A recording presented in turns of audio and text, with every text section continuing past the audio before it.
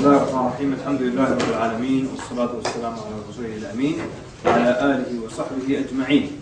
Alright, let's do this. Ask me the most difficult questions about Islam that you can think of that a non-Muslim might ask. The most difficult, or whatever you think to be difficult, okay? And don't ask me like mortgages and stuff, but the answer is haram. The answer is no, that's not difficult. Okay? So the most difficult, yes sir? Aisha radiallahu anha was 9 when she married the Prophet sallallahu alaihi wasallam. Okay, Aisha's age, that's difficult, right? Yes sir? Yes. Why doesn't a woman leave it there? Very good. Someone else writing this down as well? I just need one brother to write this down. So that way, yeah, Ahmed, Ahmed's doing that. Yes sir. Sister, I'm coming to you. Yes sir. Me? Yes, the most difficult question. Actually, I forgot the name actually I was going to ask you, but I will ask later. Okay, sister? What's the difference between Shia and Sunni? Okay, very good. Yes? Why is polygamy a non-Muslim?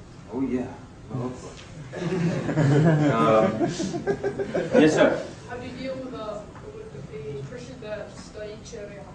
Oh, okay. But give me a specific question that Christian might ask you so we can answer it. Yes sir. Why are there so many sects in Islam, and which one is the true one? Okay, which one is the true sect? Yes sir. How about Ahmed, you write, okay? Just put the bullet point, we remember what it is. It was like what came before God. What came before God? Someone came to me and asked me, they showed me a hadith which is in Bukhari, and they said that the Prophet did right. And Did what? Did right. Uh-huh. Right. And I can bring the hadith. Okay. And I didn't know what to say. Okay, good. Yes sir. If God is all powerful and He doesn't need anyone and He's merciful, why does He need us to worship Him? And why does He punish us if we don't worship Him? Okay, what is it? You got that, Ahmed? Jazakallah khair. Yes sir. What does Islam say about evolution? Evolution. Sisters, no questions at all? No tough. Sisters know all the answers. That's good. Yeah? Why is slaves still accepted? Slavery in Islam. Oh yeah. Yes sir. What about the suffering of animals? The suffering. Not by humans. Uh-huh. Like a hunted animal by a tiger suffers Okay. before it dies. Why? Okay, good. Why? Why do the animals suffer? Yes sir. Well, why is there like always fighting? Is that a tough question? Okay, fine. Whatever is tough, it's fine. Yes sir. Yeah, I was going to say the same thing. If God was merciful, why is there so much suffering going on? Uh-huh. Suffering on earth. Yes sir. So can I start with something animal like why do Muslims have to kill animals to eat them and stuff like that? Uh-huh. No. Is that tough? They taste good, that's all. It's really good. Yes, sir. Why would I want to be a Muslim? Now? Why would I want to be a Muslim? But is that a tough question? Because you don't want to be burnt in the hellfire forever. That's why. Give me tough questions. How can you prove that revelation came to Muhammad? How can you prove revelation came to Muhammad? How can you prove that Allah exists? That's not really tough, but okay. Every religion promises paradise, so what makes Islam like, that you'll get paradise for sure? So essentially, how do you know this is the truth that will take you to paradise? Right? Great. Yes, sir. How do you know who's the real God? Okay. Yes, sir. How can you prove Sahih Hadith? Do non-Muslims ask you things like that? Non-Muslims. A Muslim who only believes in the Quran, doesn't believe in the Sunnah. Okay, right. So put that as a different page, like Muslim question. But yes, sir. Yeah, how can you prove that Rasulullah was actually a messenger? Good. Yes, thank you. Finally, a sister that doesn't know something. Go ahead. How can you believe it? What? How can you believe what you can't? Or how can you? We already said that, Ahmad. How do you prove the existence of Allah? Right? Tough questions. Yes, sister. How do you know that the Quran hasn't been changed? Good. Yes, sister. What about jihad? What about jihad? Just write the J word there. Why does Allah need situation? Yes, your brother said that. Very good. Yes. Tough one. Why not worship Allah? What? Why not? Why not worship Allah? Yeah. Okay. Yes, sir? But we said the kind of Allah is lending us to worship, and we're answering that together. Yeah? How could a religion say that killing people will actually bring you closer to Allah? Come, I'll show you. Yes, sir. I've read about Islam and Muslims tell me about it, but I never see the goodness in it. I never see Muslims doing bad things. So why would I join a religion that people don't do what they say? But is that tough? Yeah. Yeah? It would be, 'cause Is it? Okay. Hold on, whatever you say. Yes, sir? Why can't I worship God my own way? Why is it as a religion? Okay. Actually, don't put that one down, Ahmed, because that's coming up. I want stuff out from. Yes, sister. Equality, how we see that women are oppressed. Possibly, yeah. Equality question. That's good. Yes, sister. What would one do with the rulings on cutting a hand, steals, or stoning to death? There you go. The one who apostatizes, stoning, the good stuff. Yes. Just in general, when it comes to women and modesty, a lot of people say, a lot of women will say, I don't dress for other people, I dress for myself, and just a lot of modesty in the hijab and everything and all that. Okay. So, okay, good. So they dress for themselves. Tell them I do better than you. I dress for Allah. Oh, yeah. Yes, sir. Why a non-Muslim doing good deeds in their paradise? Why won't a non-Muslim doing good deeds in their paradise? Okay, good. For about 60, 70, 80, whatever years of good or bad, I'm going to get an eternity of paradise or hell. Okay, and you know the answer to that? Okay, but you heard that question? That's a good question. So if someone disobeys Allah for 50 years, why doesn't Allah torture them for 50 years?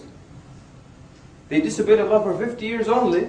Why do they get eternity in the hellfire? Everyone see the question? Ooh, one more time. Someone disobeyed Allah, he did 50 years of sins, he should get 50 years of hellfire. I mean, in the worst case, 100 years of hellfire. Why does he get eternity in the hellfire? Brilliant question. You should get some kind of a prize, sir. Good question. And, yes, sir? Why did Islam come in Arabic? Why did it come in Arabic? Okay, fine. Yes, sir? Suicide bombings? Suicide bombers? Or martyr bombings? Martyrdom operations. Okay. We're in jail over here, alright. You want me to stay in Calgary permanently, yeah? Like, anything else? Anything tough? Yes, sister? A lot of what questions? Qadr, okay, good. Well, Qadr, don't write it, Ahmed. It's in the notes. It's coming up. Okay, yes, sir? Ahmed? I get this question now. What's going to happen to Mother Teresa? What's going to happen to Mother Teresa, huh? Well, you have two options. You can be right beside her and see what happens to her, or you can look at her from up top. Okay, so. All right, great. Right. Now, and you want me to answer all these questions, right? Oh, great. I learned this from John Abdul Rahim Green, actually. You know, that you ask all the tough questions, and guess who has to answer them later? You do.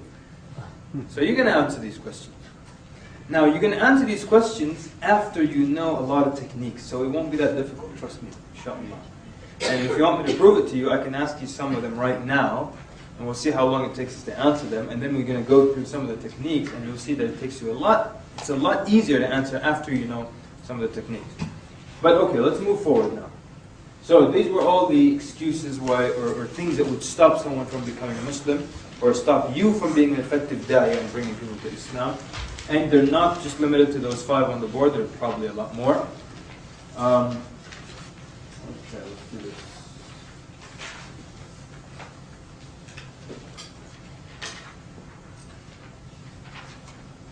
It's like, okay, going over the, sit-down da'wah, street da'wah. If you read it, it's quite self-explanatory. I'm mostly involved, I'm concerned with trying to get us to talk about things that we need, skills that we need for the next week or two, or maybe the rest of our lives. So I don't want to necessarily talk about, sit down. I mean, obviously, we said that already. I want to show you when I skip a page, it's not a big deal. This is a page I skipped, and this is why I skipped it. We already discussed point number 1. We did. Point number 2, self-explanatory. That's why I skipped it. Point number 3, self-explanatory.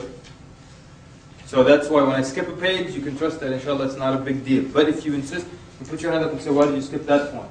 For example, there's one here. It says if they repeat an argument, rephrase it and say it back to them. So this is one of the techniques. When someone asks you a question, they keep someone's discussing religion with you.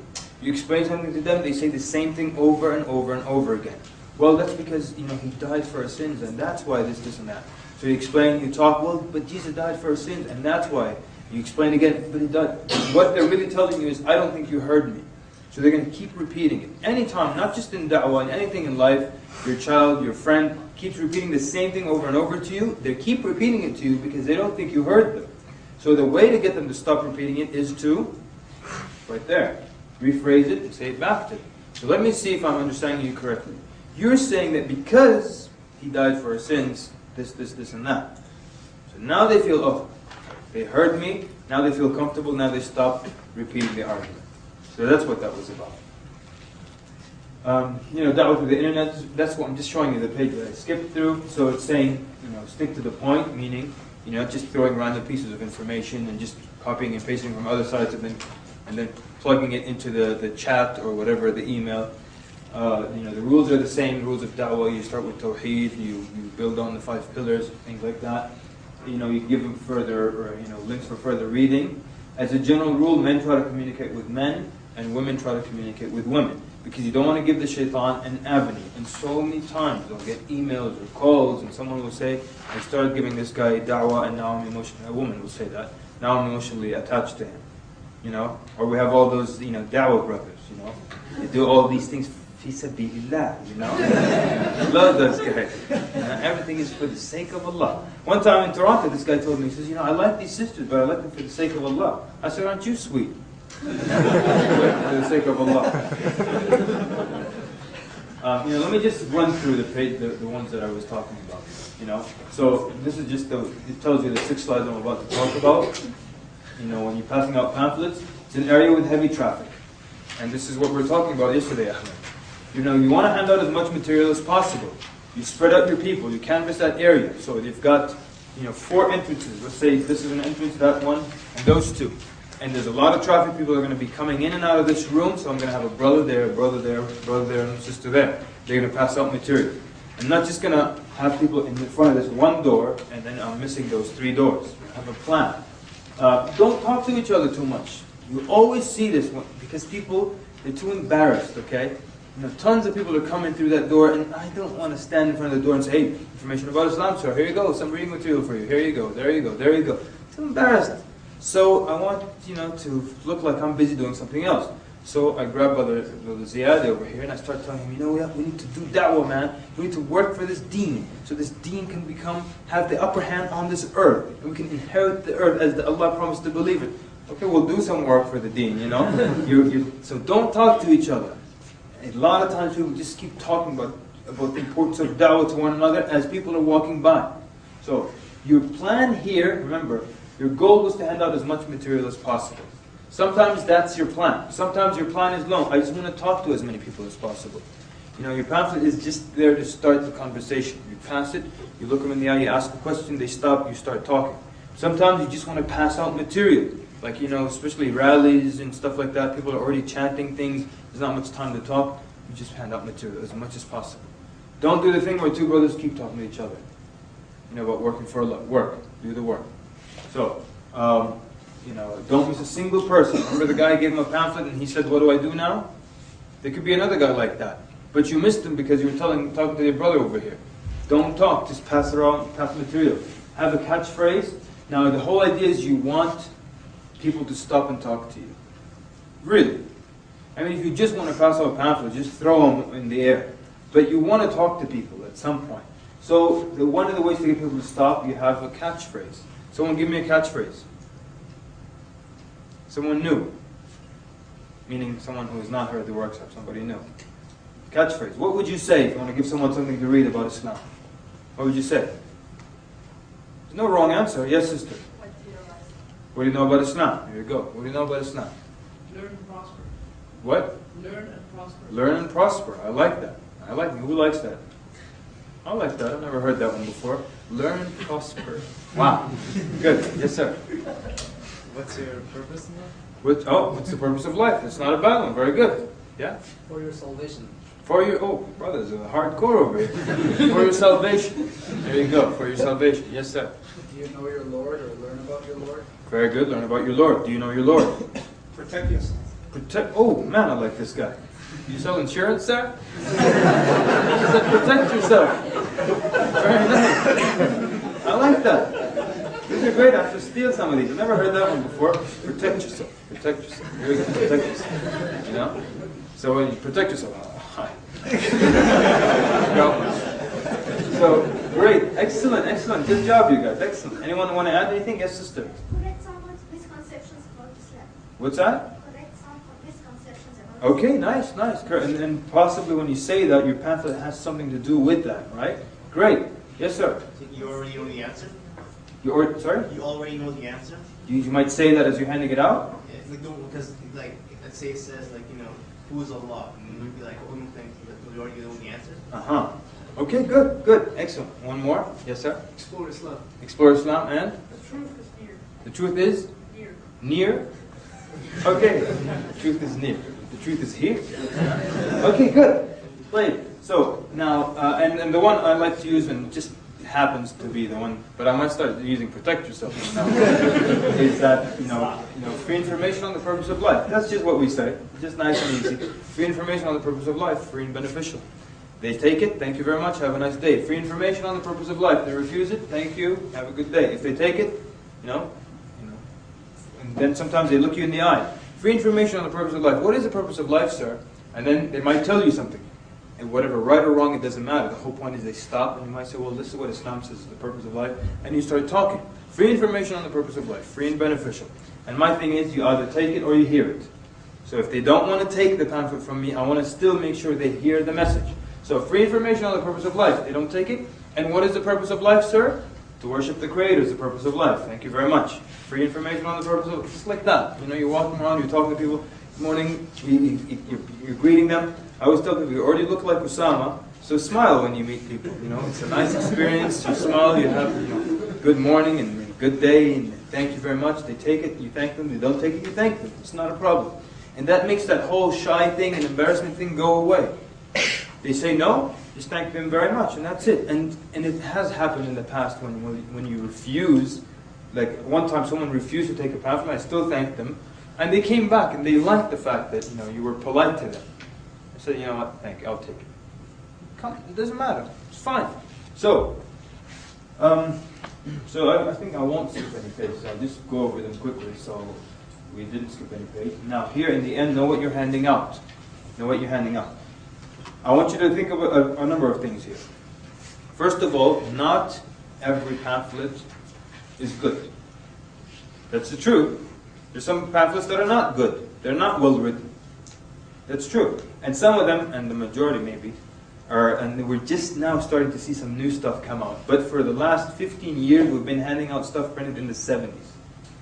With that horrible ink, and the different and weird language, and not relevant, and just so on and so forth. So not every pamphlet is good, and not every good pamphlet, we've established that it's good, not every good pamphlet is appropriate. Right? Who practices polygyny? Is that a good pamphlet? Yeah, it's a good pamphlet. But is it appropriate for every situation? I'm walking on the street just handing out that pamphlet. Yeah, here you go. And the man says, polygyny? Ashhadu an la ilaha. Think of it. Probably not. But what if I have an event about women in Islam? So I have, that pamphlet, who wears the veil, women in Islam, polygyny. Is it appropriate now? Makes sense now. So not every pamphlet is good, and not every good pamphlet is appropriate. So it's good to have a rough idea of what you're handing out. I like to suggest a pamphlet that roughly covers Tawheed, the Prophet ﷺ, and the other 4 pillars. And something about maybe life and death in the end. And there are many like that, by the way. Most of them tend to have those important points in there. And so have a rough idea, just skim through it, know what you're handing out. Because a lot of times people, they just, they come into the box of pamphlets that they're going to hand out. And so they say, oh, well, let me have some of the green. The blue is nice, some of the red. Oh, any more of the pink? Now we have problems now. So it's not about the colors, you know what you're handing out. Because the joke is, you give it to a non-Muslim and they say, what is this about? And your answer is? about Islam, right? Of course it is, right? All right. So, know what you're handing out. Anyone want to ask anything about this page? Yes, sir? I noticed that in Canada, people are a little bit different. I wouldn't say that they're nicer or meaner than in the States, but like even at Walmart, you know, in the United States, they have greeters. And the greeters are very aggressive in the United States because Americans are like that. Whatever they think, they say it out loud. In Canada, the greeters are asked not to talk to people, actually. Really? They're asked, like, when people come, be there, be seen, and people will come to them and ask them for directions. But as Canadians are not really like that. And I've noticed that because when I visited Dallas, people would pour out their life story to you, and you don't even know them. The greeters or just people? People on the street. It's strange. So, like, people say Canadians are nicer. They're not nicer, but they're just, like if you hand out a bunch of pamphlets, they kind of, they think, you know, Jehovah's Witness. They think people like that. So I think, I don't know if I'm correct, but I think Canadians are a little higher. Okay, good. So, well, thank you for saying that, you know, because, I mean, obviously I don't live in Canada. Like, I had this incident 3 years ago. I went to give the workshop in the UK. And a lot of the things that applied to the US just were totally useless in the UK.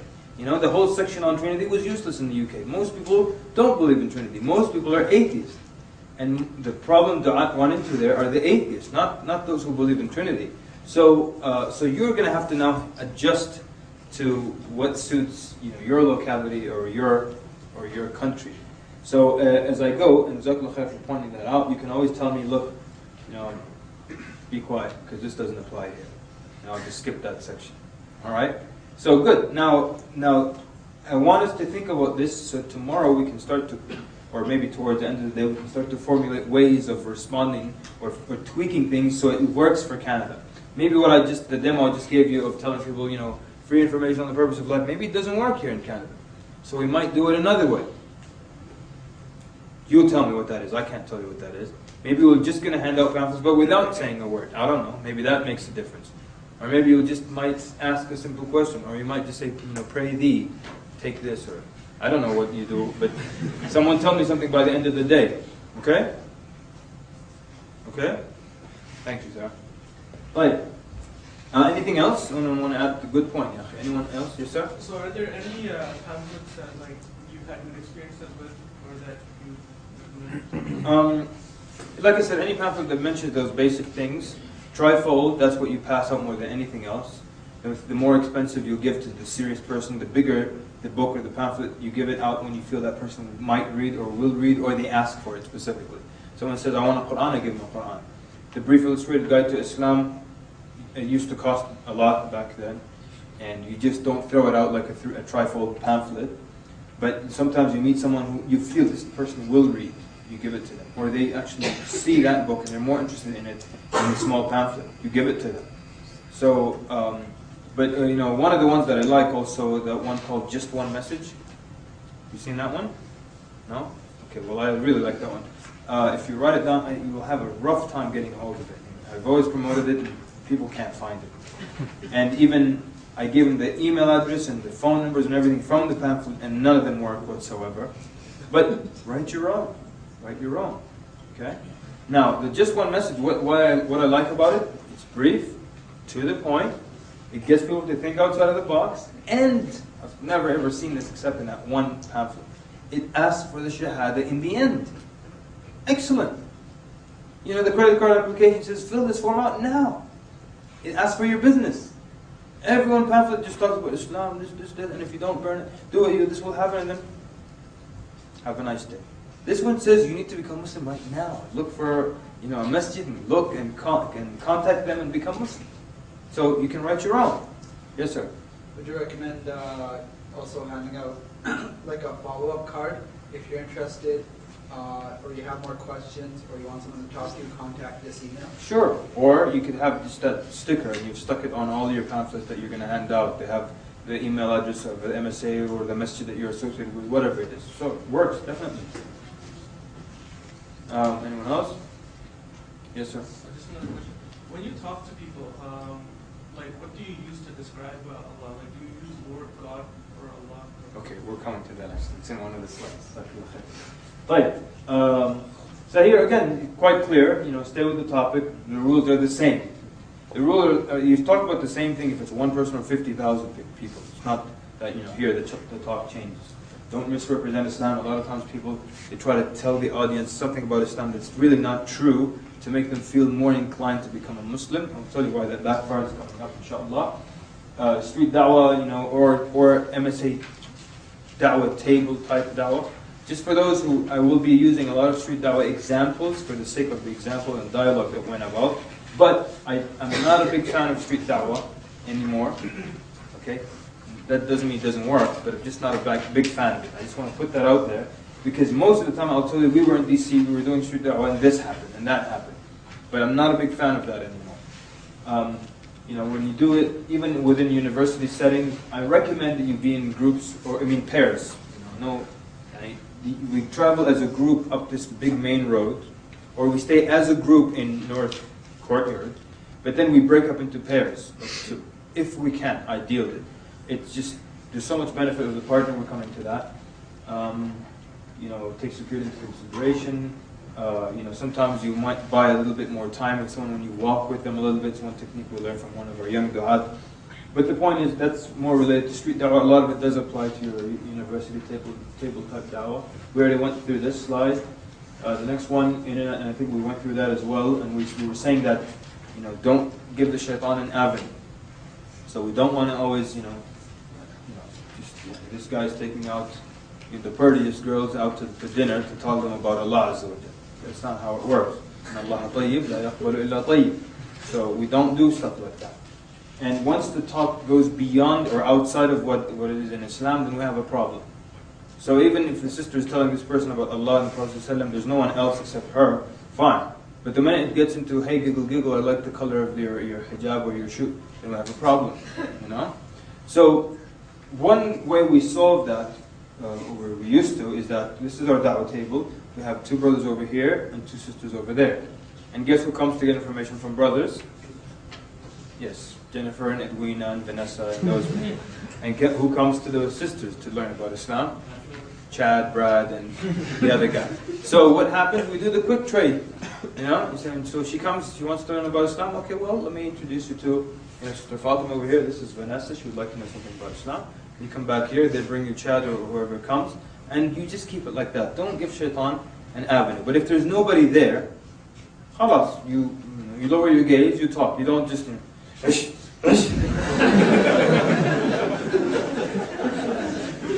All right.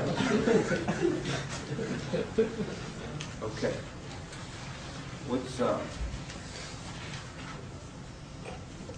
Before I move on, I want to talk about something. When we were talking about pamphlets, and I was saying not every pamphlet is good. There's this thing where when it comes to da'wah, we don't study.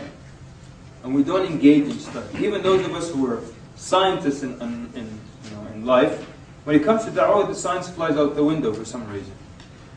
A lot of times, this is how a good pamphlet is written. Some guy opens up Microsoft Word, he starts to type what feels good to him. He prints it, next day he shows it to his friends. They read it, this is great, they're all Muslims now. All of them like it, this is excellent. And then they say, let's print 100,000 copies of it. Great. Like, this is how I would like to see some group put a pamphlet out, and there's actually a group in Australia that they're doing a great job. They have put a lot of study into formulating an effective pamphlet. When I spoke about this at the workshop, they were in there and they came to me in the break and said, we've been actually doing this. We're working on, pamphlet. They wrote it. Then they're going to get, different focus groups and people to read it of different ethnicities, different religious backgrounds, different age groups, male, female. And then they're going to take this survey. What part did you understand? What part did you like the most? Which part was confusing? Then they're going to adjust and make the necessary changes. Then they will make the 100,000 copies. Make sense? Makes sense, right? So, not just what feels good to me or what sounds good to me. Like there's one guy that I know. He owns an audio company. He'll only sell audios of the reciter that he likes. That's you. You don't like this reciter. But there's 100,000 other people that like this reciter. You're only going to sell them what you like? So, everyone has different tastes. So the same thing, you know, I like this pamphlet, and Ziyad liked it, and Ahmed liked it, and Ahmed liked it, and Ahmed liked it. So khalas. Let's put it out. No. Let's get other people to see, non-Muslims, how do they feel about it? So that's what I'm saying. When it comes to da'wah, sometimes we forget about studies. There's a sister, got a PhD in something related to statistics. Alright? Look at the field, statistics. And there was a non-Muslim who read a copy of the Quran. He was offended by one statement in it, okay, in the translation or the explanation. And she started going around campus telling people, don't ever give this copy out to non-Muslims. It offends them. It was just one person who was offended, but she kept walking around saying it offends them. Now, that copy has actually been in circulation for about 15 years. It's one of the most popular. Many people came to Islam because of it. And very few, if any, people have complained. Now this one guy now, after 15 years of circulation, has complained. She's saying, let's take it off the shelves because of one person. And she studies statistics. What happened to science suddenly? With da'wah, we want to go on barakah. You know, we don't want to go on study, science, research. We want to roll on barakah. And lately we've been running on fumes of barakah. So let's do some study. Okay, one more scenario. I don't know if we did this in Power of One. Did we do it? No? Okay, da'wah exercises? No? So basically, there's one person who called me up and he said, look, from now on I'm not doing any da'wah like this, but I'm going to be organizing Islamic nasheed concerts. And that will be my da'wah to non-Muslims. So what's your argument here? Or maybe you agree. What's your argument? Someone tells you, from now on, my da'wah is organizing Islamic nasheed conference. I'll bring, native bika, and they'll sing and whatever and all that, and then people will become Muslim. Yes, sir.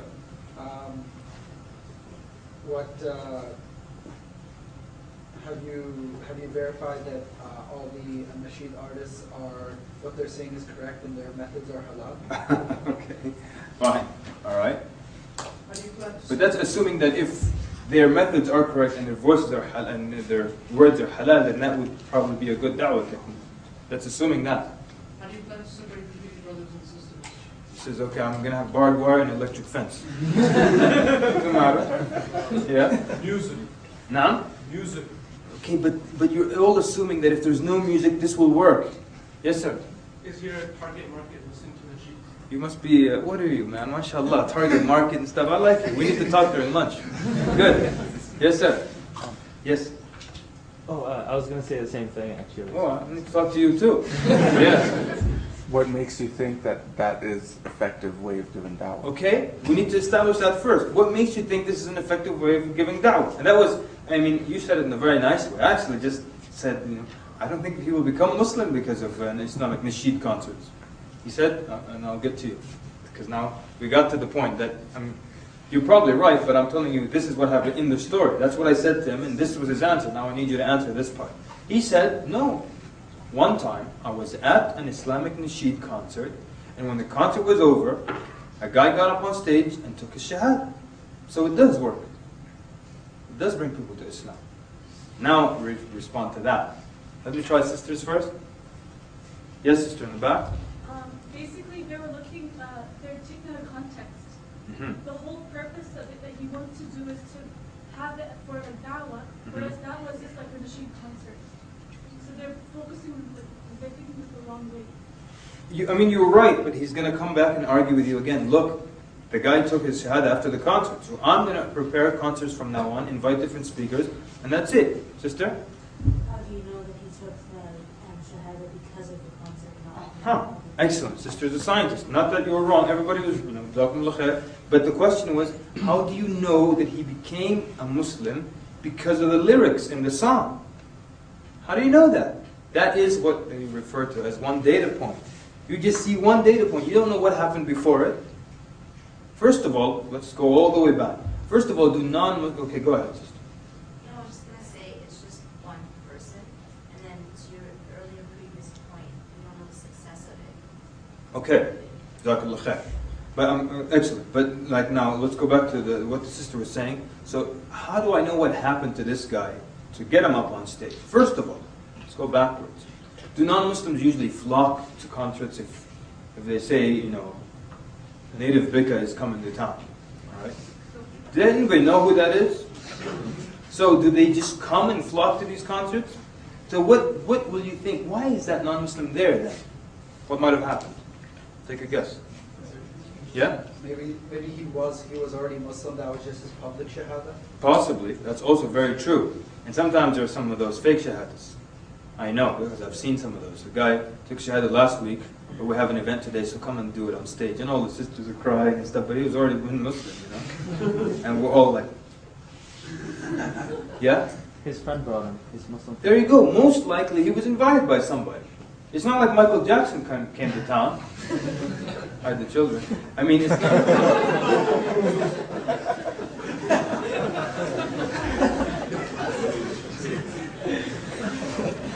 I can't resist a lie. But if that guy really did become Muslim, I already told people I'm going to book a flight to, and I apologize to him. Anyway, so what happens when non-Muslims don't typically run to these concerts? They don't know these groups, so most likely we can assume his friends probably invited him to that concert. Come with us. Now, do we know what he went through before coming up on stage? Maybe he sat with them, read half of the Quran. Maybe they took him to Islamic events, fundraising dinners. They took him to the masjid. They took him to, you know, the basketball game in the masjid. Maybe he went through so much before coming up on stage and finally saying the Shahada. So as the sister said, you just saw one data point. You don't have enough information to assume that he became Muslim because of the lyrics. And plus it's a huge, huge concert. A lot of posters, a lot of advertising, a lot of money to get one Shahada every time. You could put that same effort and money into something and get you a lot more people to become Muslim. But to everyone, you see what's wrong here? Yeah? Yes, sister. Maybe Khalisat wouldn't allow people to become Muslim or wouldn't encourage people to become Muslim. But from my point of view, it may affect some of them to read about Islam later and know about Islam later, and maybe at some point later they become Muslim. Very so true. The direct relation that to have an event and so everyone become Muslims wouldn't work, but maybe it will affect some of them to read more or to know more. Jazakallah khair. I like what the sister is saying because she is not, what's the word, like crossing out, like negating. Yeah, it was something like that. Yeah, she's not, putting aside the possibility that it could be something that works, or it could be something that it's one step or might catapult them into studying about Islam. That's true, but in order to say that, we need some kind of research. I don't have any problem with someone that comes and says, look, we've done research, and actually brings, every concert will bring 6 people from the street into Islam. Great, at least now we have research to support it. Don't just say, well, once I saw a guy take his Shahada because of this, and let's all do that. No.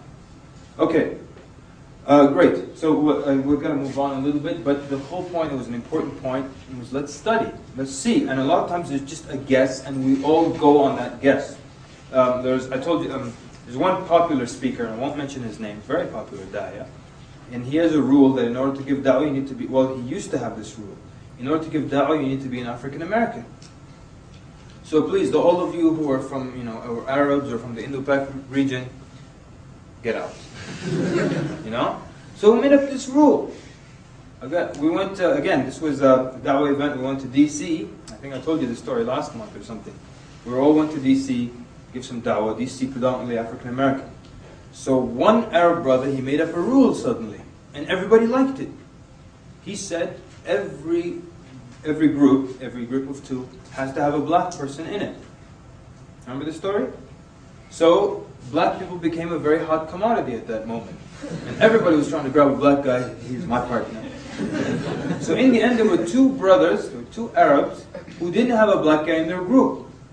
And they had a thick Arab accent, and they were standing there complaining, we don't have a black guy in our group. We don't have a black guy in our group.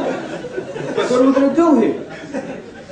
Yeah, akhi, when the guy said this rule, I just let it go. I said, listen, just go out and call people to Allah. When we reconvened at the end of the day, each group had, effectively gotten 1 Shahada. Their group got 2. The only group that got 2. and they didn't have a black guy in their group. So people make up these rules. There's no study. It's just gut feeling, running on barakah fumes.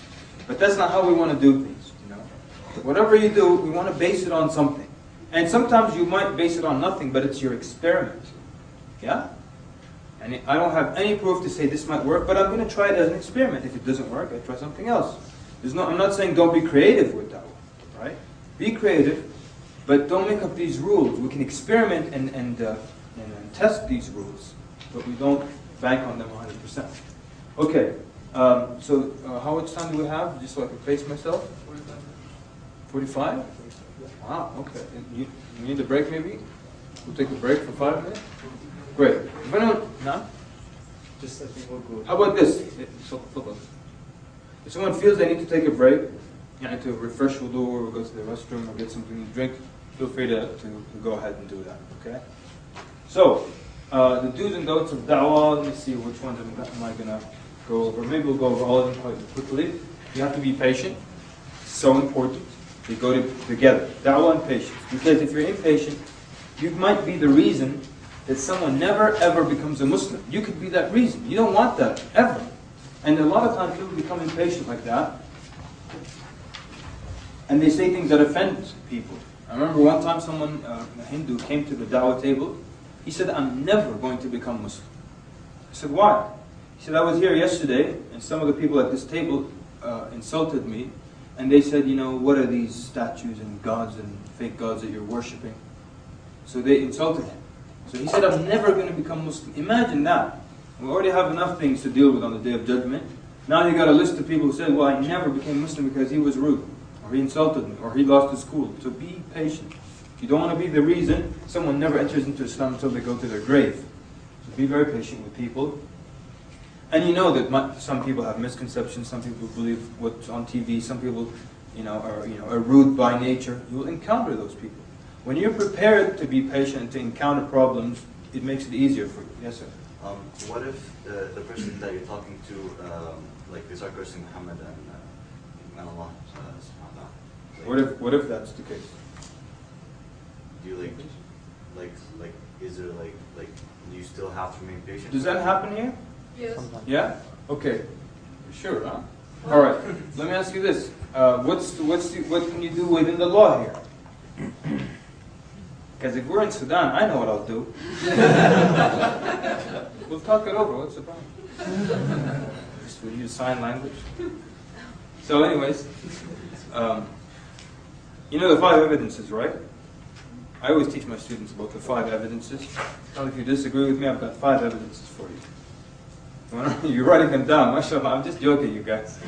Here they are. 1, 2, 3, 4, 5. Brothers were like, you're not going to offend for being so diligent, though. All right. Okay, but what can you do within the law? Someone give us a suggestion here. I'm going to be in jail by myself. Somebody else. Yes, sir? What he says, is this. Mm-hmm. Yeah, proof. Okay. They say he was a pedophile. Okay. Where did you hear this? Can you explain? Good. So, you might try to question.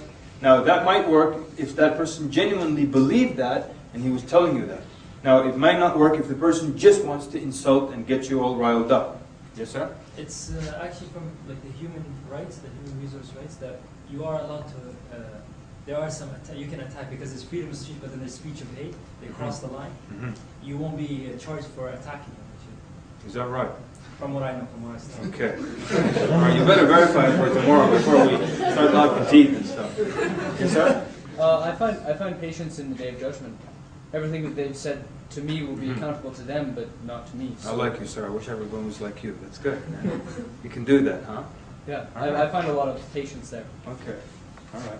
Yes, sir? I just remember the verses that is that when the arrogant ones come and talk to their sister. Or when those who insult Allah, you just walk away from them, right? فَلَا تَقْعُدُوا مَعَهُمْ. So just you can walk away. You don't have much choice here, So you might be good to walk away if they're just trying to infuriate you. If the brother, like the brother was saying, they really think that's the case, you might discuss it more with them. Yes? I think usually you have to assume that they don't know better. It's usually something they heard, and you tell them, did you read about this, or did you hear this? That's why I heard this from a friend of mine or something, from the media or something. You tell them, this is what this Islam, this is Islam. So good, you can question their source, where they got the information from, so on and so forth. If they're just trying to make you upset, it's probably better to walk away. Especially if you know you have a temper problem, run away. Alright, be clean and be neat and clean in appearance. That's just the general recommendation. Like I said, you don't like anything I put up there, leave it, it's not an issue. But generally, I recommend that if you're purposely going out for da'wah, I recommend you look a little bit above average. Or average is fine. But if you're purposely going out for da'wah, that doesn't mean if I'm walking down the street in my regular jeans and t-shirt, someone asks me about Islam, I have to run to the phone booth, right? My da'wah outfit, then I come with my khutra flowing in the back. Ask and I shall. So, generally, clean, You know, what's the joke with on this slide? You want to remember? Nails. Yeah, there you go, good man. So the guy, he's got long, dirty nails and they're all black, dirty, full of crud. And he's telling people, look, in Islam you have to be very clean. very clean in Islam. Thanks for remembering that. Be straightforward. Allah Azza wa Jalla is very straightforward with this in the Quran. That's how He gets His message across to us. It means that's the best means of communicating with human beings, being straightforward. Which also means it's the best way they can communicate with each other.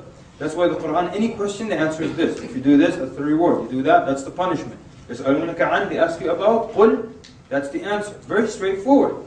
And it also makes life so easy when people are straightforward with you. And when you're going around in circles and beating about the bush, as they say, you can't really get your point across. And the other person won't understand you either. So be straightforward. Ask for a name. Why ask for a name? New people? Why ask for a name? Yes, sister? Because it makes it life-friendly discussion. Very good. And also when I'm talking to the person, I have to say his name and his MashaAllah. Excellent. Jazakallah khair. Sister mentioned 2 points. Yes? Even Rasul did that as well when he was coming from Taif. And the orchard where he sat down. The guy who gave him the water, he also asked his name, which was Addas. So. Jazakallah khair. Very good. And the Prophet actually, when he asked him his name, he used that to discuss, his origin, and then it became a da'wah reason. Sister said, ask for the name, it makes a da'wah personal. True? And you want your da'wah to be personal. You don't want to sound like you have a script, and you just come and you spill it out to people. So it makes a da'wah personal. And so the sister also said, you use the name. So, remember the name. When you ask for the name, remember the name and use the name. If you leave one of these 3, it's useless. If you remember it, don't use it. What's the use of remembering it? If you forget it, and every time you come to use it, I'm sorry, what was your name again? Okay, John. I'm sorry, what was your name again? John. So, the da'wah becomes personal.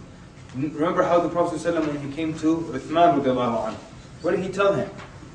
He said, verily, I am the Prophet of Allah, sent to you, ilayka wa ila nasi jami'an.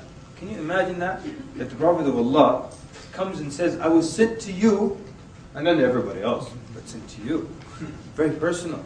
So when you keep using that name in da'wah, so John, we would love that you become our brother in Islam. So John, we actually discussed the most important parts of the religion, and you actually right now have the ingredients, John, of becoming a Muslim, John. So you can now, John, become Muslim, John.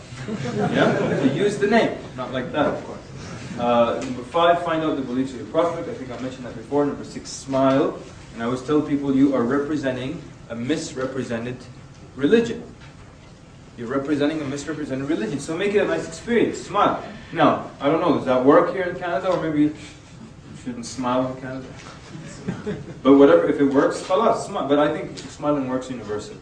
I think wherever you are, I don't think there's any culture where if you smile, it means you're upset. So smile, and it makes it so much easier. And smiling is contagious, and it shows that you are happy to be there, and it shows that you are confident, because people are not confident, they don't smile. So it says a lot of things. It conveys a lot of messages.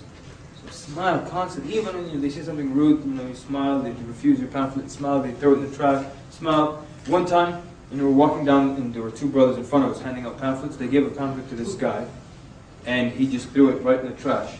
And then, because basically this was, the du'at were coming at him like this. He took the pamphlet, when they went by, there was a trash can, he threw it. Then he looked up and we were coming. So now he felt embarrassed that he just saw me throw the pamphlet. When we walked by him, I said, second chance. Khalas, no big deal, you know. But he said, no, thank you. No problem. Doesn't have to work every time. Anyways, okay, so you're trying to avoid unnecessary arguments, unnecessary confrontations, and that's one of the benefits of having a partner, number 8, because they can help you with issues like that. Sometimes, especially sometimes you might give da'wah to 2 friends. One of them is starting to be, is responsive. The other person is not. And subhanAllah, you'll find that the one who's not responsive, who's being argumentative, will rub off on the other guy. So here, this is where your partner split them apart. And how do you split people apart? Yani there are 2 people standing over here, you're talking to them, and you're standing, and your partner's standing here. And this guy is making good headway with this guy, and this guy is not doing a good job arguing. I want to separate them from each other. How do we do it? You just say, look, you stay with you, go with him over there. How do you do it? Well, how would you do it? The partner can just ask the other guy a question and kind of slowly move away from the conversation. There you go. Now all I have to do is, so I'm talking to someone over here, my partner's over there, I want to move this guy all the way over there. So then I just keep talking to him, and I just take a step over like this, so, and then he moves a little bit, a little by little I move over, and I keep talking to him, and he keeps moving with me, and finally you'll find that we're over here, and the partner's still where they are. Or even if I take 2 steps this way, and my partner takes 2 steps that way, khalas, we've separated them. Okay? So it's not that any, not everything is just, so some of the things just be a little artsy, a little finesse, that's it, makes life easier. Okay, here number 9 means keep your focus on Tawheed. And we're coming to this when we discussed, the process, the chart. We're not just throwing information. And I told you about the guy with the chicken, right? Yeah, the guy who basically gave a talk. I'm talking about Tawheed, and it was a dinner. It was a talk, speech, and there was a dinner. During the dinner, some Muslim he thought it was necessary to introduce this potential revert to the concept of dhabiha and halal meat. So the guy was very intrigued by it. And now after the dinner, I'm trying to talk to him about Tawheed, and he keeps asking me about halal meat. So every time I'm talking about Tawheed, he interrupts me. Okay, well, let me ask you this question. So suppose then the chicken was killed in a dhabiha way, but it was not raised in a humane way. Does it still make it halal? And I generally like this topic, of organic, not of halal, not halal. I like the organic and humane and all that. So we're talking. So I would find myself going into that. Then I stop myself. No. What are you doing? Come back to Tawheed. Come back to Tawheed. Well, but if the chicken was, and then I get back to the chicken. Then you know what? In the end, I just have to tell him, listen. Don't worry about the chicken right now. Okay? Right now, I want you to worry about yourself. When you become Muslim, we'll go and we'll fight for the rights of the chicken, and we'll have signs up for the chicken. Free the chickens. Just to give you, just so you know how much your society needs you. Like, brother in Toronto, you may have heard this. He told me that they had a table, they had a big sign that said free Quran. So an old lady came up to him and she said, what did Quran do? She thought Quran was some guy in prison. We're fighting for him. Free Quran. She said, what did Quran do exactly? So this is what you're dealing with. Like, people need you.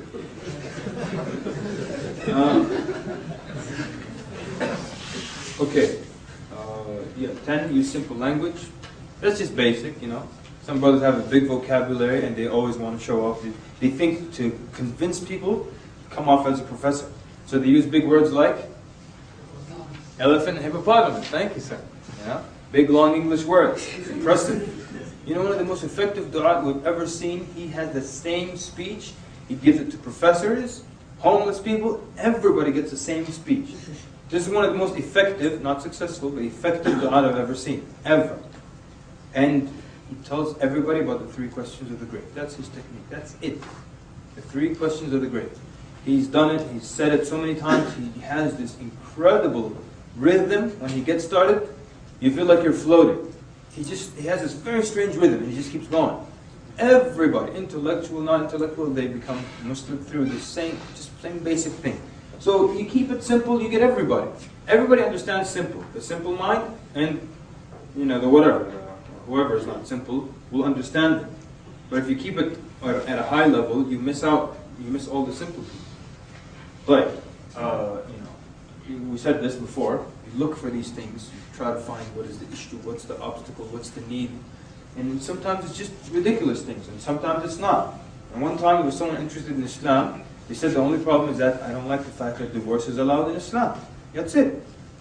So then you explain that how it can in some cases even be a mercy. These people will be forced to live their life together when they can't stand each other anymore. Or then, anyway. So let me give you one example here, just so you get an idea. There was a guy, co-worker, and we agreed that he's going to come over to my house over the weekend, and we're going to talk about religion. So we had this agreement. That means I have time. He knows it's about religion. He's not going to escape the topic or anything like that. So we made this agreement, let's say Monday. So Monday during break, later on in the day, he would come to me and say, so we're on for this weekend, right? But you're not going to convert me. Tuesday, he comes in, hey, we're on this weekend? You're not converting me. Wednesday, he's saying the same thing. Now, do we know exactly why he's saying that? Not exactly, right? But we can take guesses. So, who would like to take a guess? Why is he saying that?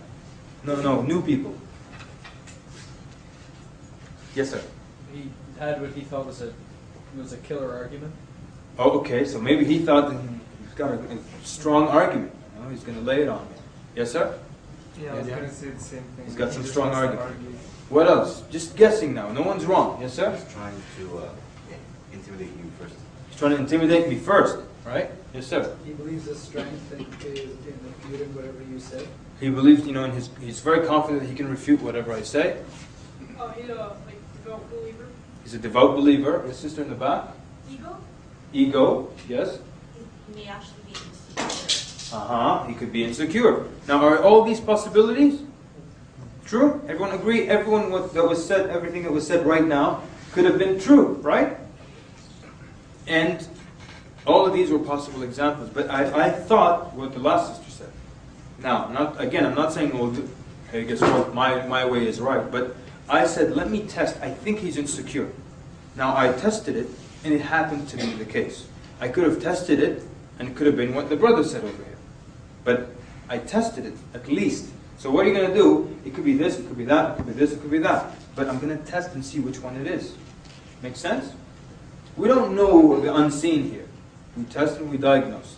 And so what the sister said, he might be a little insecure. So he's telling himself, he's getting himself pumped up. You're not converting me, you're not converting me. Now for me, that's not a good thing. Why? Why? Ahmed? He's going to come in with the attitude that he's not going to... Exactly. He's going to come in with this mindset, I'm not going to be convinced, I don't want to hear it, I'm coming in for a clash, for a headbutt. And I don't want that. So, what are possible ways, again, there's no wrong answer, what are possible ways you can get him to think, no, it's not like that? What might you say to them? Yes, sister? I don't want to convert you unless you want it. Excellent. That's exactly what I told him. You could have tried something else. Yes? Tell him, like what the sister said, I'm not here to convert, I just want to talk about it. Okay. Now remember what the sister said. I already told you. The problem is that he feels insecure. So give me answers related to that. He feels insecure. Ahmed. Can't you just explain the two types of hidayah? Okay. You could. I'm not saying you can't. You could. But it's a bit long-winded. And that suddenly is supposed to make him feel that, oh, so you're only going to guide me and Allah might open my heart. So in the end, I'm still converting him. Huh? Yeah? I would feed him really, really well when he first comes over, and then I talk to him. You would feed him really, really well. Put a lot of spices in his food, and he's already an American white guy, so he's going to be like this all the time. Yes, I believe you. Yeah? No, I'm not saying you're wrong. Good, okay. Maybe you're that much of a good cook. I mean, everyone will become Muslim. The minute they taste your food, Ashhadu an la ilaha. Yes, it's in the back. Sorry? But it's not like Okay, possibly. Well, if it's insecure, then he probably feels threatened by Islam. So you got to find out what aspect of Islam threatens him. Okay, great. Yes, sir? Well, what if you agree with everything I say? Then what? Okay, good. MashaAllah, you guys are a very intelligent crowd. I say that everywhere I go. And I don't, actually. Good, I'm loving all the comments and how quickly hands go up. This is great. So, excellent. Everything you said was right. Could have worked either way. The sister said he had a confidence issue, and I figured that's what it was. He doesn't know what I have in store for him when he comes to my house. So he's trying to convince himself and pump himself up that I am going to go as a Catholic and come back as a Catholic. He won't change me. He's afraid that I might drop something on him that's so hard, he'll come back as a different person than when he came in. So I started to tell him, yes, you're right. I started to give him the confidence. You're right. I can't convert you. Only you can convert you. I can't do anything to you that you don't want. You're the one who will have to accept arguments or reject them if you want to. So I made him feel that we're not coming here to clash, just like some of you were saying. We're just talking. So he actually let his guard down and felt, well, this is good, no pressure. It's not about who will win or lose. It's about the decision I make in the end. Whichever way, I win. And so, alhamdulillah, when he came, he wasn't looking for a clash or a headbutt. Alhamdulillah, he did become Muslim at the end of the talk. So, that's just again, you find that problem, that issue, that obstacle, you fix it. Yes, sir? Like, how long did you know him before you invited him to your house? Like, what I mean is, like, what did you do before the point you invited him to your house?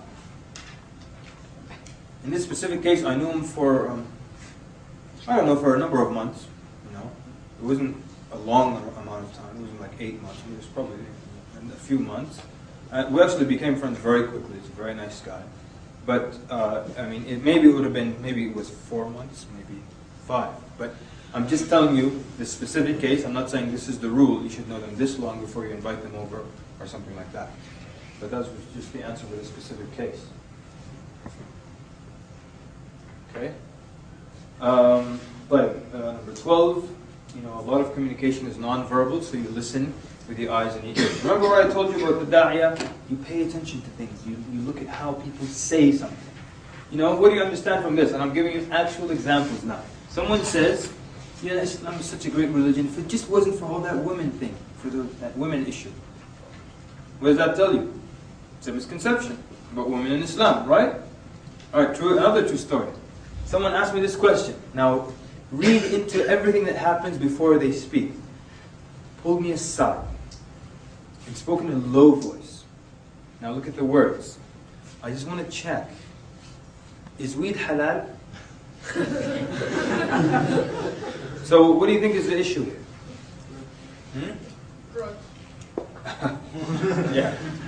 Yes, sir. Possibly. Now, and of course, we give him the betterment of the doubt. Is it possible the brother's doing a little bit of puffing on the side?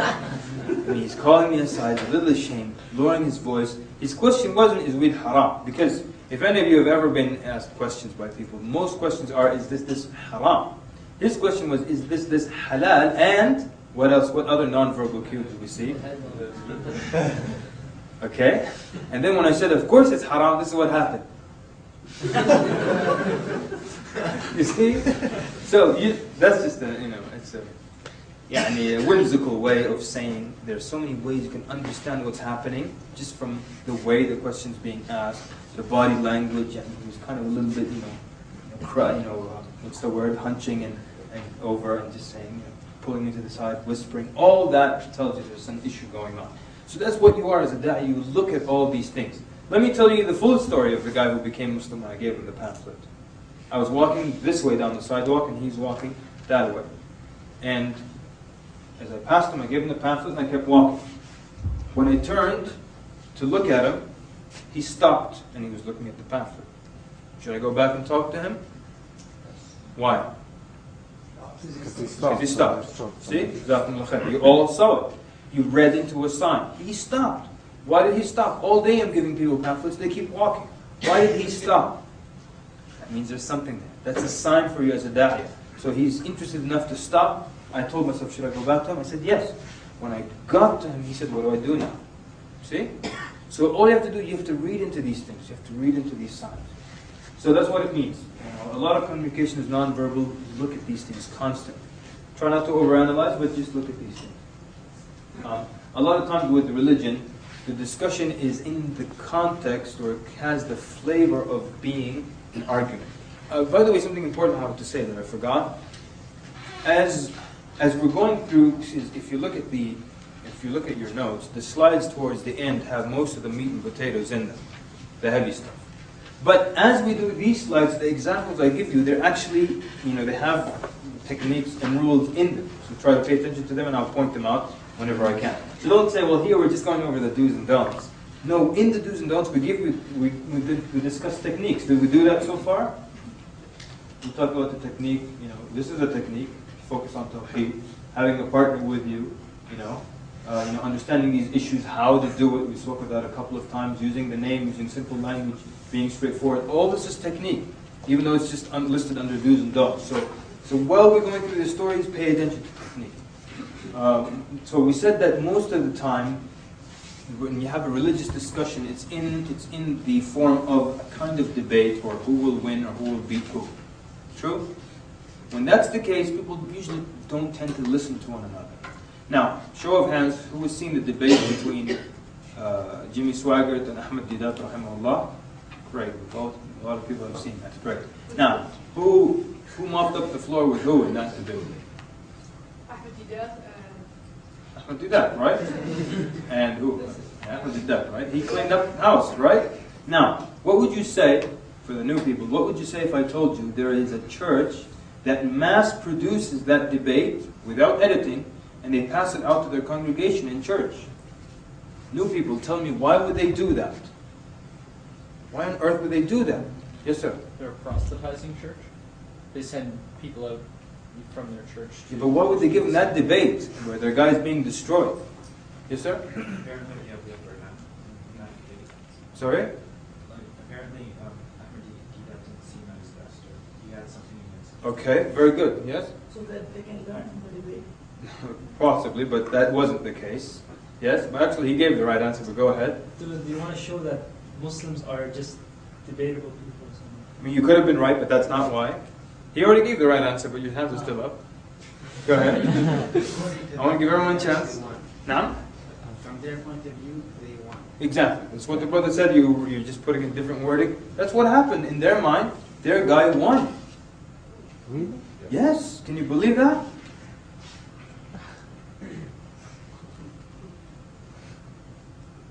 How did I get to this point so quick? Usually I discuss it on another slide, but let's just do it here. Their guy won. It's under the dome section. There we go. We'll just do both now. Don't start attacking. Don't start being aggressive. Now sometimes people read that slide and say, oh, you're saying Ahmed Didat rahimahullah was aggressive. No, I'm not saying that. Look, they thought their guy won. Why? Because it was a debate. It was a debate context. They don't hear the arguments of Ahmed Didat rahimahullah. They hear their guy winning, because when there's a debate or something aggressive or an argument, people put a mental block and they don't hear what you say. You see? And now, with that being said, I have to clarify. The debate has its place in Islam, but it's not the norm. You understand? There's a place for debate in Islam, but it's not the norm. And a lot of times people think that's the norm, that you start debating. A lot of people take the workshop and then I see them give da'wah. They just try to make the person uncomfortable and paint them into a corner. What about this verse, this chapter, that? Does not contradict what you just said? And this verse in this chapter contradicts both these verses and contradicts you as well. That's not the point. Most people, wallahi, they think that's the case, that they are going to choke and choke and choke the life out of the person, and before they die they're going to say, Ashhadu an la ilaha illallah. It's not how it is. What is, da'wah comes from tad'u, to invite. So if it's an invitation, it has to be nice and gentle. One more time, let me say it.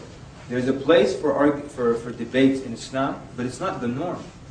When you encounter someone, it's not a debate, it's an invitation. So think of this da'wah from tad'u, or to invite to Allah. Now if you invite someone to your house, is it going to be a fight or is it going to be something nice? And when's the last time somebody grabbed you by the shirt and said, listen, you 8 o'clock, my house, biryani. Wallahi, if you don't come. Has anyone ever invited you like that? Type ikhwan, an invitation. A da'wah is an invitation. So it can't be a fight. And so many times because of the success of the debate, they think the norm is to debate. And so they spend their time memorizing this verse and that verse so they can tackle it and make you and choke the life out of the other person. No. It's a nice and gentle invitation. So there is a time in Islam for debate. It's not the norm. But scholars recognize there is a time when you have to debate. But it's not how you go around every day trying to debate. So people become defensive. Now let's go back to where we were. We said that because people think of debate context, they don't listen. So how do you get people to listen? Very simple concept of reciprocity. We come to it a lot of times. It's always there in human communication. That to get people to listen to you, all you have to do is show them that you're listening to them. That's it. So to show them that you're listening, this is what you do. As they're talking, you're nodding. Right? Obviously, you suspend all activity. And if someone's talking to me and I keep writing, and what if I stop writing and I pay attention to them? And as they're talking, I'm nodding. Yes, I'm following you. You know, using open gestures. Like, if I stand like this, even if I smile, it still looks a little threatening. You know? So use open gestures. Lean forward. If someone's talking to you about religion and you're just like this, it's different. What if I lean forward like this and I'm nodding and I'm paying attention? Maintain eye contact, but don't stare at them too hard. Don't stare them down, because it's very hard on people when you stare them down. People become very uncomfortable. Don't stare anyone down. So what's the solution? They tell you, obviously, if a man talking to a man or a woman talking to a woman, you go between looking at them in the eyes, and then they say, the shirt here, or this button like there, the second button, or over their shoulder. So you go between shoulder, eyes, or button eyes, and they feel that you're generally looking at them, but you're not staring them down. And so with women, and if a man talking to a woman or a woman talking to a non-Muslim man, they do understand the concept of lowering the gaze. They do understand that. It's not like they're totally oblivious to that concept. They are aware of it. And sometimes you run into those people who want you to look them in the eye. What are you going to do, right? So you're going to look over their shoulder maybe or something. And maybe every now and then you're going to run into those women that says, hey buddy, up here, So what are you going to do? But for the most part they understand it. And I'm sparing you the stories, but generally there's a woman, this guy gave her dawah for 2 hours. She wanted to marry this Muslim guy, so he invited her to Islam for 2 hours. He spoke to her, obviously with people there. When he left, she cried. She said, I've spoken to religious people of every faith, and they all look at me, and they look at my beauty, or they ogle me, they stare at me. She said, this man never, ever once raised his eyes to look at me. She was very moved by that. She knew that he respected her. She didn't study about lowering the gaze and read the ayah. She knew it. So, so obviously the opposite sex, you would not, stare or you try to lower your gaze. So the way you get people to listen to you is you listen, show them that you're listening to them. And they will reciprocate and they will say, no, he was listening to me, I will listen to them. Now I always say that the time some Mormons came to my house, and as I was talking to them, they kept flipping through they weren't listening to me, they were just flipping through the Bible, preparing their next argument. And I noticed that, and I remember catching it, and I said to myself, oh, they're not listening to me? Like, we'll see if I listen to them when it's their turn to speak. When they were speaking, I didn't even care what they were. I was just going through my books, preparing my next argument. You think we're going to move forward? Probably not. So, listen. Number 12, listen. And you know what? Most people don't listen. If you pay attention to it, you'll see that I'm speaking the truth. Most people, I'm talking Muslims, non-Muslims, your friends, most people do not listen. Most people are poor listeners. You don't believe me? Don't worry about it. Pay attention to it. Pay attention to it during lunch. You will see that people don't really listen very well. And especially, they don't hear it. Sometimes people ask you a question, they don't listen to your answer. And one of the ways you know people aren't listening to you, when your sentence ends, theirs is beginning immediately. They were just waiting for you to shut your mouth, basically. Not paying attention. You pay attention to it, you'll see. Very few people listen. And I also say this, I missed it in the few slides before, very few people smile. I'm talking about Muslims. Very few people smile. Pay attention to it, people. Pay attention to it. I'm talking about good Muslims in the masjid with the toothstick, with everything. They don't smile. Don't believe me? Wait till you go to Isha prayer. Notice how many people will smile at you at the masjid. They will say all the nice things to you, but without a smile. But they don't smile. Pay attention to it. Every time you smile, you get a reward. You know, you see 50 people a day, 20 people a day, 10 people a day, and you smile, you get 10 rewards. Multiply that by 365 days of the year, you multiply that if you live up to 50 or 60 or 70 years old, you've got a mountain of good deeds. Prophet said, do not belittle, do not belittle any of the good deeds. It adds up. And وَتَبَسُّمُكَ فِي وَجْهِ أَخِيكَ صَدَقَةً. And your smile in the face of your brother is a sadaqah. So pay attention to that. Okay? Pay attention. People don't smile and they don't listen. You'll see. Okay.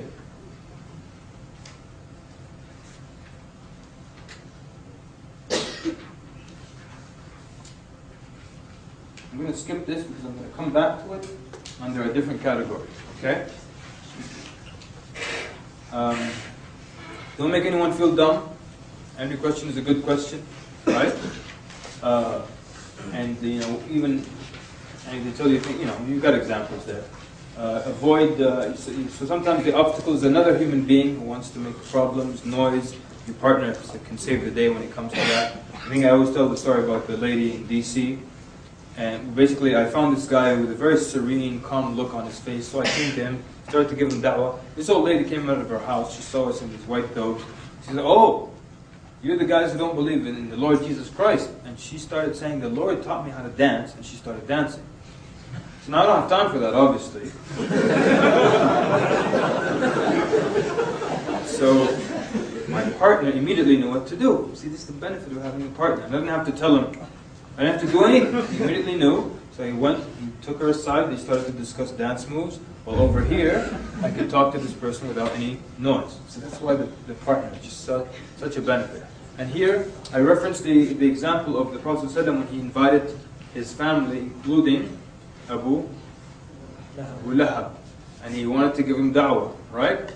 And then Abu Lahab stops the Prophet and said, "Look, if you're calling us for that new religion of yours, we don't want to hear it." So what happens? According to one narration, Prophet ﷺ invited them again. Same people, except this time without Abu Lahab. And he called them to Islam. So, avoid him in obstacles as well.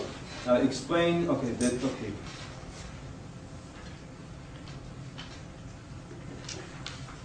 I'm skipping that for another section.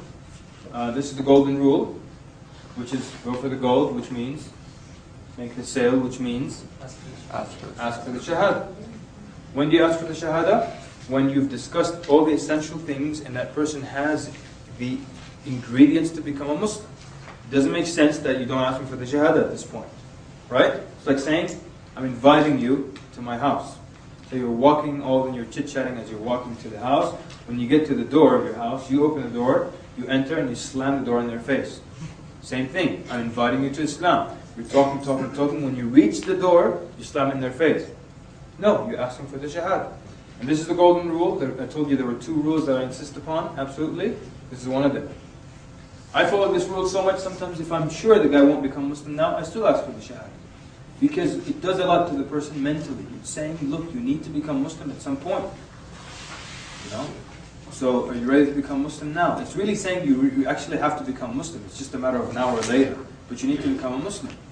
And I always give the example to sales when they tell you that, in sales, sometimes, and in certain studies, they found, of course, there are many reasons why a sale won't go through. There are 1,001 reasons why someone will not commit to purchasing something, whether it's a suit or a car or whatever it is. There's so many reasons. I had a credit card, they only accepted cash. I had to consult my wife. It was the wrong color, it was the wrong size. Whatever it is, I can get it at a better. There are millions of reasons. But they found in one area that 96% of the time, the salesman didn't ask for the sale. You have to ask for the sale. You have to ask for the Shahada.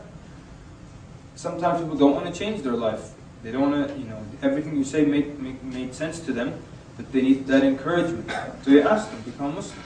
And again, I explained effective versus successful, right? In the beginning. Right? So I want to show you the difference in effectiveness that it made for me, not in success.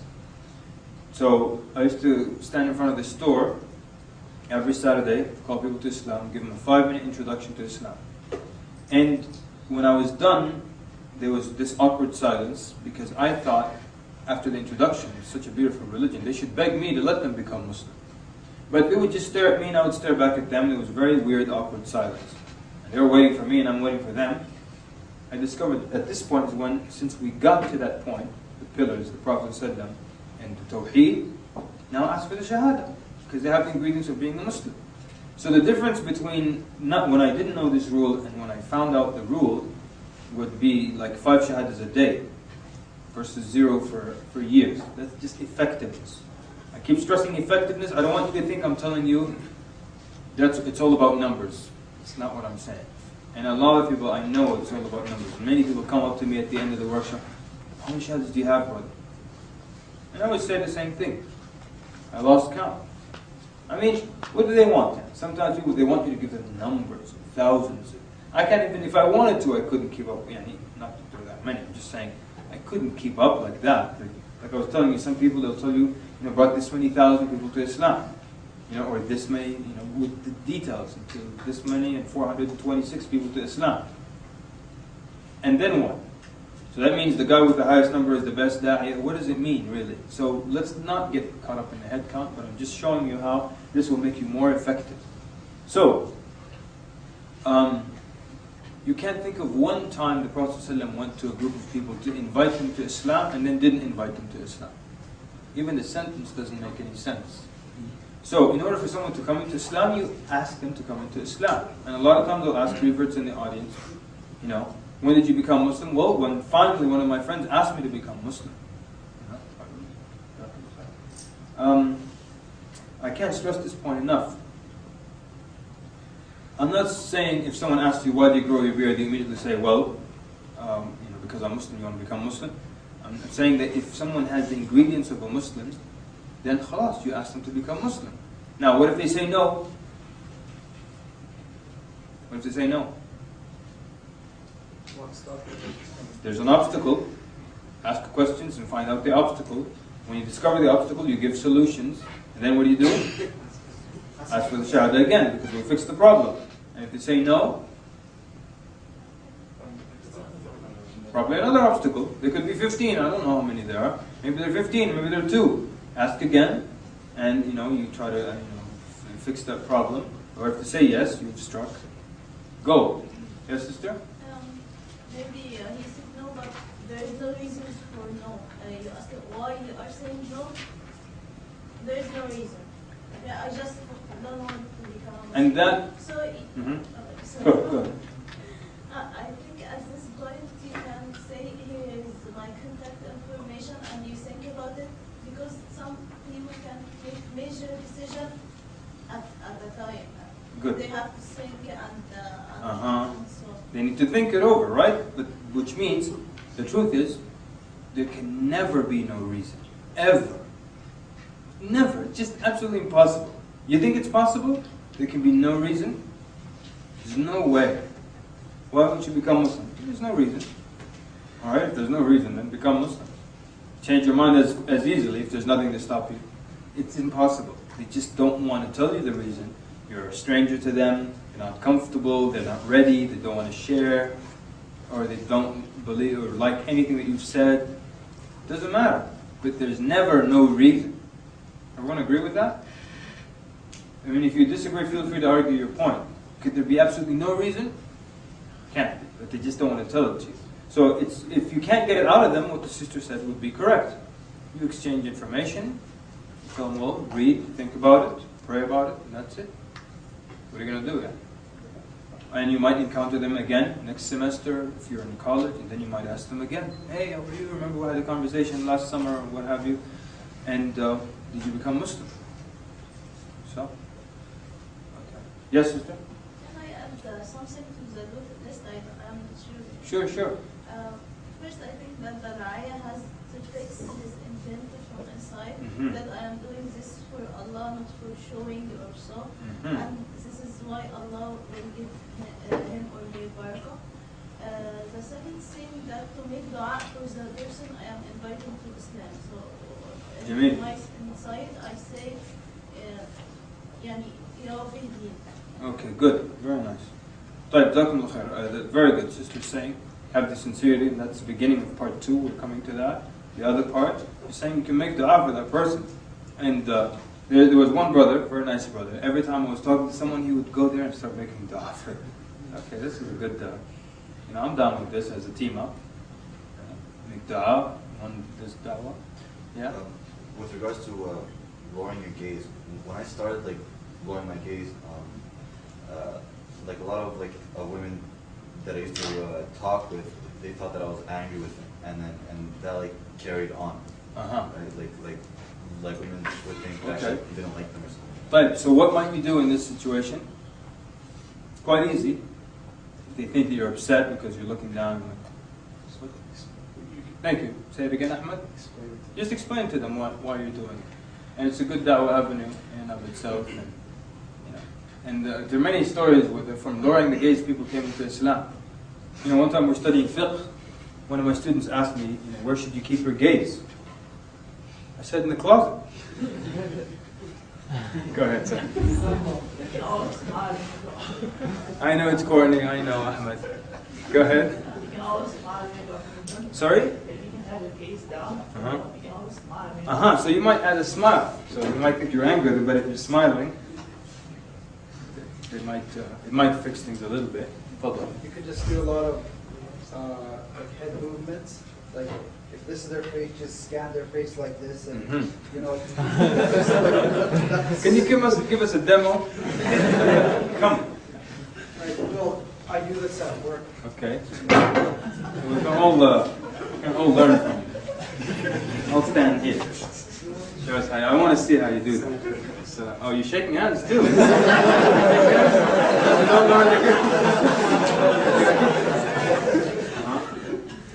So I'm standing at the till and the customer is here. Oh, okay. So I do this at work, and it's like. How about I stand here so the camera's looking? So. Go ahead. No pressure. So now on this guy, you can get a warranty on it for an extra $149. He'll cover you for 2 replacements. It just costs an extra $1.49. You just have to bring it in. Don't need your receipt or anything like that. You want to go with that? Okay. Did you see that? What do you think? Just focus on the area. Even if you have to kind of just go over their head. You can focus on this area or look like you're engaged, but you don't have a computer. But focus on something else while you're doing it, but make it look like you're actually engaged. You shake hands? Thank you very courageous of you. Very good. Thank you. All right. So there are ways around it, and I think we're going to come to more ideas when we discuss what happens when someone's trying to shake your hand. How do I do it? There's so many ways, like what the brother did just now, that they won't really pay attention that you actually didn't look at them. We're going to discuss some techniques that they won't really they won't really notice that you didn't shake hands with them because you made it so smooth. So Jazakallah, thank you very much for coming up here. I think it's probably time to stop, isn't it? Lunchtime. Okay. But lunchtime, Jazakallah khairan. When we come back, we will continue inshallah. Sallallahu mubarak ala Muhammad wa ala alihi wa sahbihi ajma'in. Assalamu alaikum wa rahmatullahi wa barakatuh.